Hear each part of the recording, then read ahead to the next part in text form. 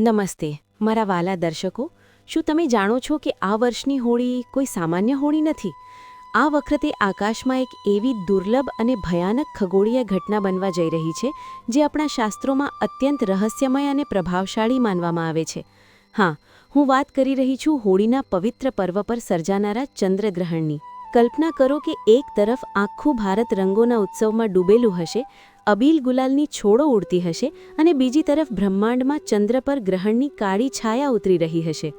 આ કોઈ સામાન્ય સંયોગ નથી, પણ કુદરતનો એક મોટો સંકેત છે જે તમારા જીવનની દિશા બદલી શકે છે. આપણા ઋષિમુનિઓએ હજારો વર્ષો પહેલાં પુરાણોમાં આ વિશે ગૂઢ વાતો લખી છે કે જ્યારે પણ હોળી જેવા મોટા તહેવાર પર ગ્રહણ લાગે છે ત્યારે પૃથ્વી પરની ઊર્જામાં ભારે ફેરફાર આવે છે.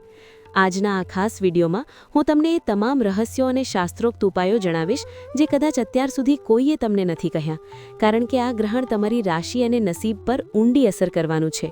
જ્યારે આપણે હોળીની વાત કરીએ છીએ ત્યારે આપણને ભક્ત પ્રહલાદની અતૂટ શ્રદ્ધા અને હોલિકા દહનની કથા યાદ આવે છે, જે અસત્ય પર સત્યના વિજયનું પ્રતીક છે. પરંતુ આ વર્ષે આ વિજયના ઉત્સવની સાથે ગ્રહણનું જોડાણ હોવાથી તેની આધ્યાત્મિક શક્તિ અનેક ગણી વધી જાય છે.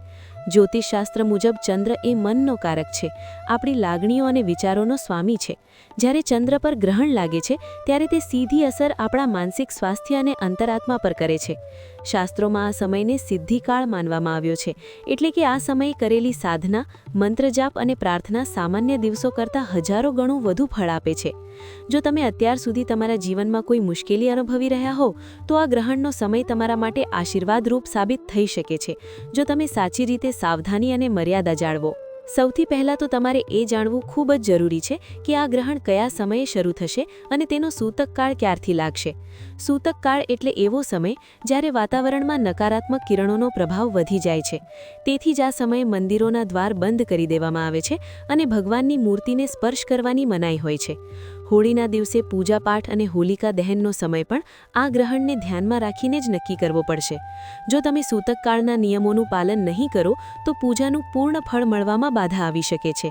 ખાસ કરીને જે લોકો ભક્તિમાં માને છે તેમણે આ સમયે ભોજન રાંધવાનું કે જમવાનું ટાળવું જોઈએ અને ગર્ભવતી મહિલાઓએ ખાસ કાળજી રાખવી જોઈએ જેથી આવનાર બાળક પર કોઈ પ્રતિકૂળ અસર ન પડે.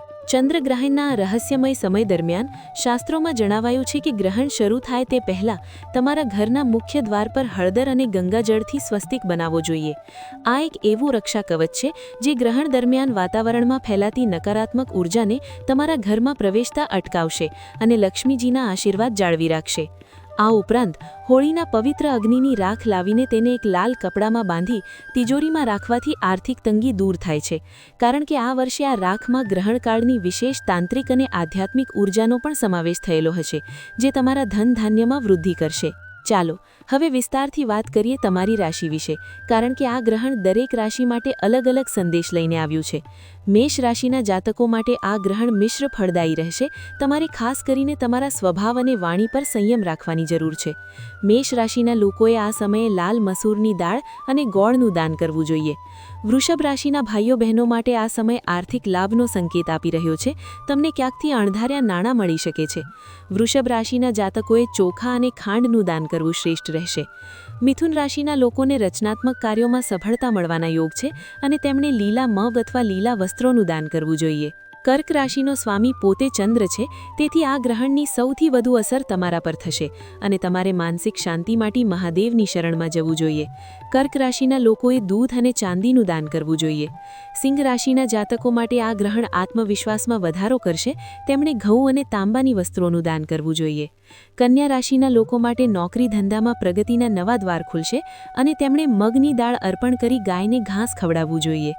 તુલા રાશિના જાતકોએ આ સમયે પોતાના સંબંધો પર ખાસ ધ્યાન આપવાની જરૂર છે અને સફેદ વસ્ત્રો કે ચોખાનું દાન કરવું જોઈએ.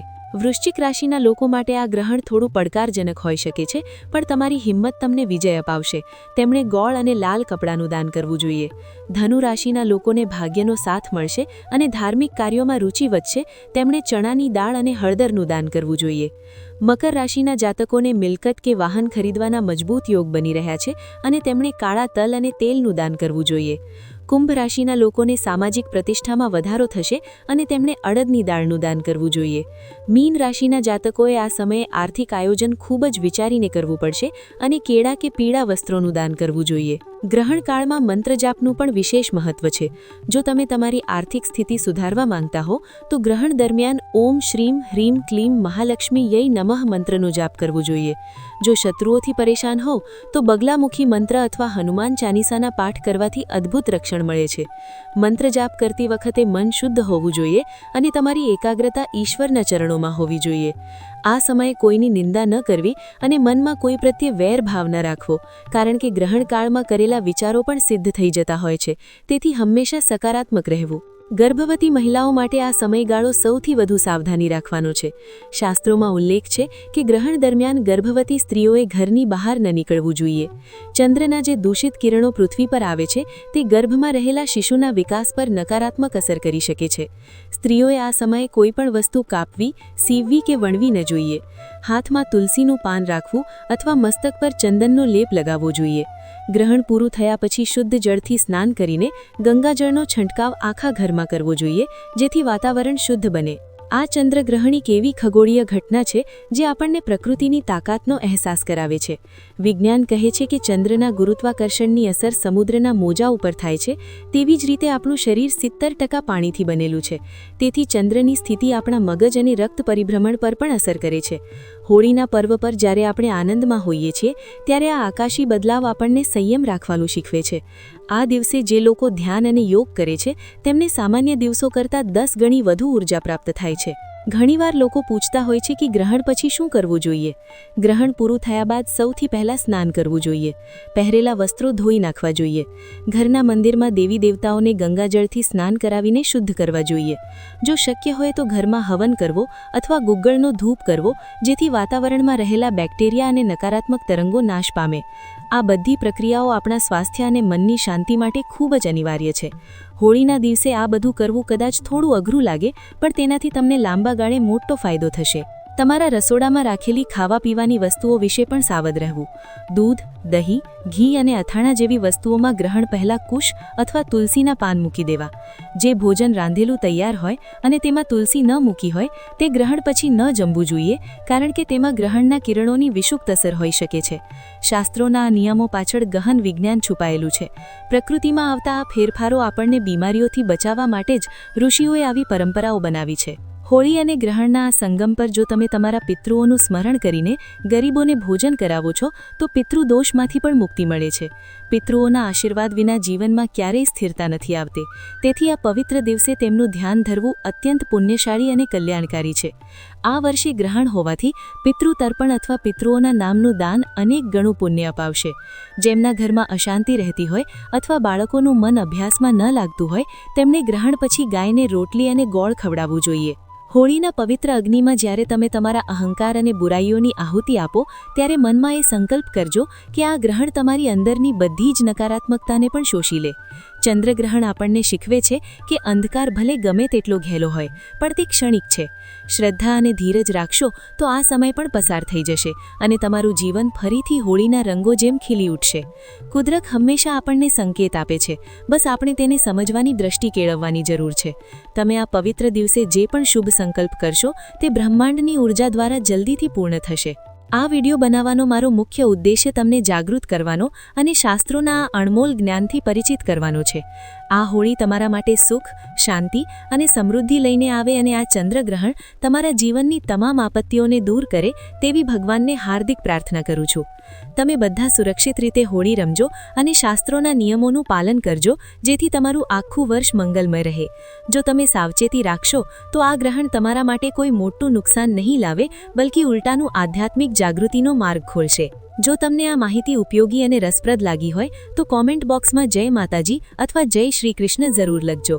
તમારી એક નાની કોમેન્ટ અમને વધુ સારો વિષય લાવવા માટે પ્રેરણા આપે છે. સાથે જ જો તમે અમારી ચેનલ પર પહેલીવાર આવ્યા હો તો અત્યારે જ સબસ્ક્રાઇબ કરો અને બાજુમાં આપેલું બેલ આઇકન દબાવો, જેથી જ્યોતિષ અને શાસ્ત્રોના આવા જ ગૂઢ રહસ્યો વિશેના વિડીયો તમને સૌથી પહેલા મળતા રહે. આ વિડીયો તમારા સ્નેહીજનો અને મિત્રો સાથે વોટ્સઅપ અને ફેસબુક પર શેર કરો, જેથી તેઓ પણ આ દુર્લભ સંયોગ વિશે જાણી શકે. તમારી રાશિ મુજબ જો તમને કોઈ ખાસ પ્રશ્ન હોય અથવા કોઈ ચોક્કસ ઉપાય જાણવો હોય તો પણ તમે કોમેન્ટમાં પૂછી શકો છો. હું પ્રયત્ન કરીશ કે તમારા દરેક પ્રશ્નનો ઉત્તર આપી શકું. હોળીના તહેવારની તમને અને તમારા પૂરા પરિવારને ખૂબ ખૂબ શુભેચ્છાઓ. ભગવાન તમારી રક્ષા કરે અને તમારા જીવનમાં રંગોની વર્ષા કરે. ફરી મળીશું એક નવા અને શક્તિશાળી વિષય સાથે. ત્યાં સુધી હસતા રહો અને મહાદેવની ભક્તિમાં મગ્ન રહો. આવજો.